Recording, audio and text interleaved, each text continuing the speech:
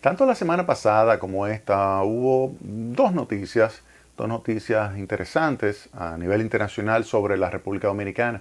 Específicamente, la agencia calificadora S&P Global Ratings y Fitch, ambas decidieron pues mejorar la perspectiva de la calificación crediticia de negativa a estable y mantuvieron la calificación en BB-.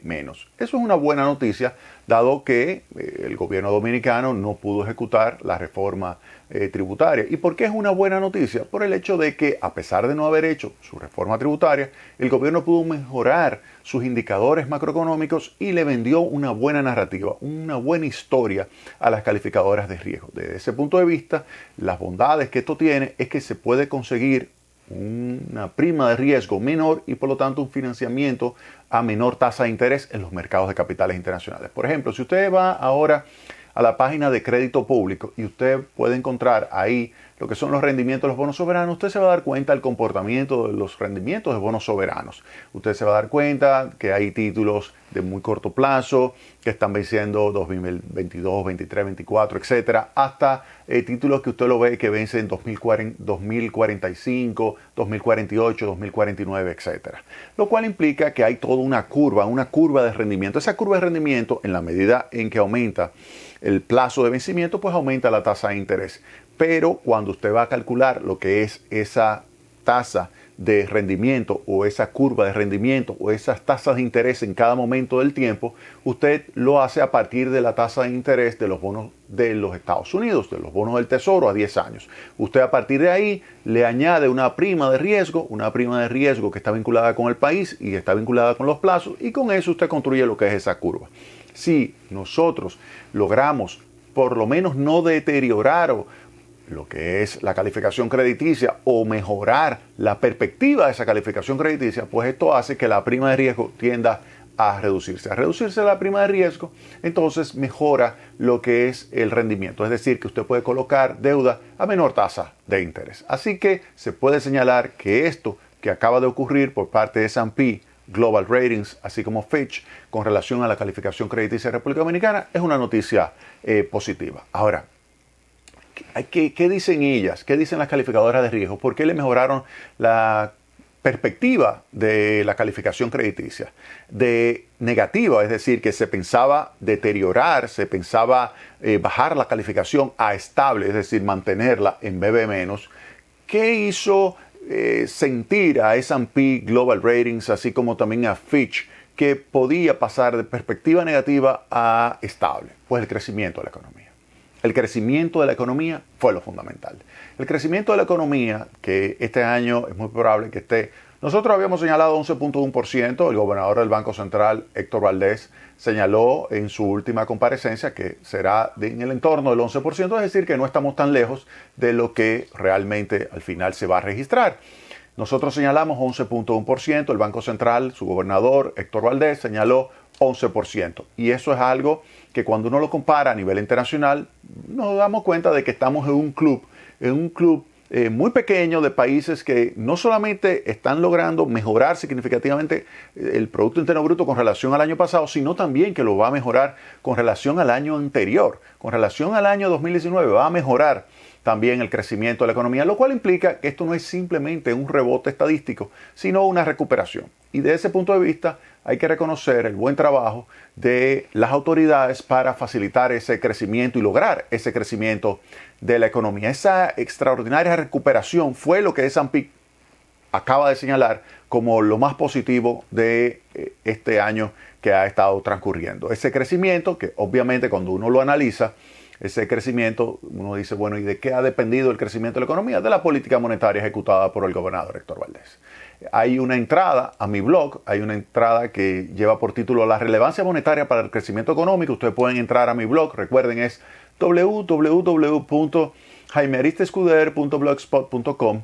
Ahí usted puede entrar y verificar ¿qué explica el crecimiento de la economía? Ahí, por ejemplo, nosotros descomponemos ese crecimiento del 11.1% en tres elementos. Uno, lo que es el impacto de la política fiscal que se ha estado ejecutando. 2, lo que es el impacto de las remesas como un elemento vinculado con las cuentas externas.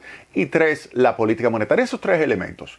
Y cuando uno tiene ese crecimiento del 11.1%, entonces, al observar lo que ha sido el comportamiento de las remesas, que por cierto, esta semana, y vale la pena señalarlo, las remesas ha mejorado significativamente. Ya está el dato acumulada al mes de noviembre, 9.461 millones de dólares. Las remesas, este es un dato bien calentito, acabado de salir de parte del Banco Central, registrando un 28.8% de crecimiento interanual. Eso es con relación al mismo periodo del año 2020. Y sobrepasando un 47% del año 2019. Es decir, que las remesas de este año, obviamente, que han favorecido de una forma significativa el crecimiento de la economía. Se puede estimar que de ese 11.1, el crecimiento de las remesas se explica entre 2.7 y 2.8 puntos porcentuales el crecimiento del PIB.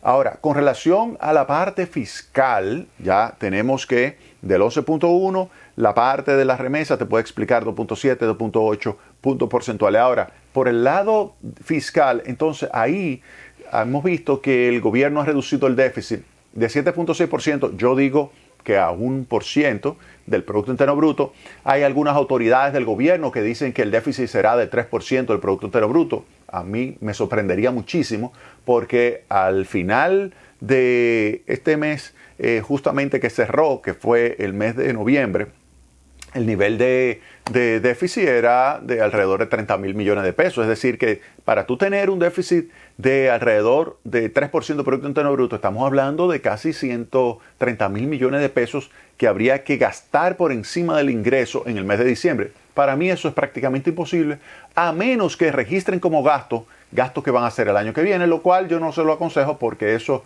no es del todo correcto en materia de contabilidad pública. Esa es mi recomendación a las autoridades de Hacienda, que no hagan ese tipo de práctica, pero ya allá ellos. Ahora, volviendo a este tema, si al final quedamos con un déficit de un 1% del Producto Interno Bruto, entonces se tendría que el impacto de lo que es la política fiscal sobre el crecimiento sería negativo y alrededor de 3.1 puntos porcentuales. Es decir, que en vez de mejorar, contrae, porque obviamente la política fiscal, al reducir tan significativamente lo que es el déficit público y en particular la inversión pública que debió haberse ejecutado alrededor de 130.000 millones de pesos, y póngale que al final ejecuten 70.000 millones de pesos.